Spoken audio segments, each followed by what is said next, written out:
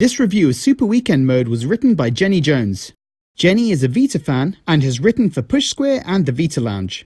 The link to her Twitter account is in the description.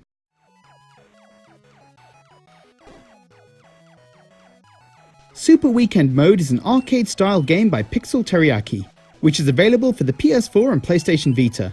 It's been published by Ratalaika Games, and if you've ever played one of their games, you'll know that these tend to be quite short and can normally be platinumed within an hour or so.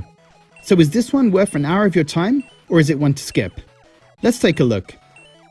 First thing to note is that the story of the game is pretty basic. According to the blurb on PSN, you're a princess who's had her belongings stolen from her. To be honest, if I hadn't read this online, then I wouldn't have realized that this was what was happening at all. All you get in-game is a little purple sprite riding a bike across the screen, with a female character walking behind him. But it's not like every game needs an in-depth story to be fun. As long as the gameplay is good, then it's still fine, right?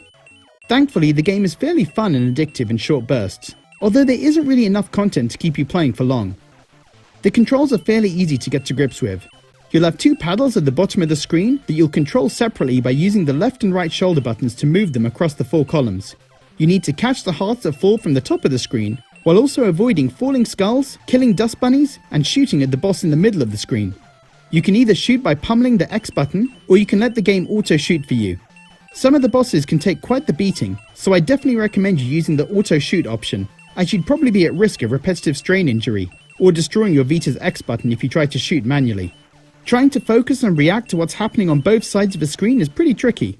It gets especially challenging if you miss any of the falling hearts, as this causes the visible part of the screen to get smaller, which gives you less time to react to what's coming up.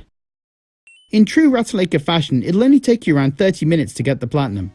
You only need to finish the third stage before you'll hear that platinum pop. But there are 9 stages in total, so you can of course keep playing if you want. Once you get the hang of the game, it probably won't take you very long to complete all 9 stages.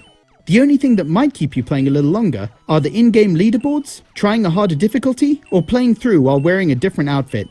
These outfits will only change things up slightly, giving the bosses more health or allowing you 1 life for your whole run. At the end of the day, Super Weekend Mode isn't going to keep you entertained for too long, but if you fancy a couple of hours of old school arcade action, then it's not a bad way to spend an afternoon. Thanks to Jenny for writing this review. So guys, are you planning to pick up Super Weekend Mode? And if you've played it, what did you think? Leave a comment below, and as always, thanks for watching.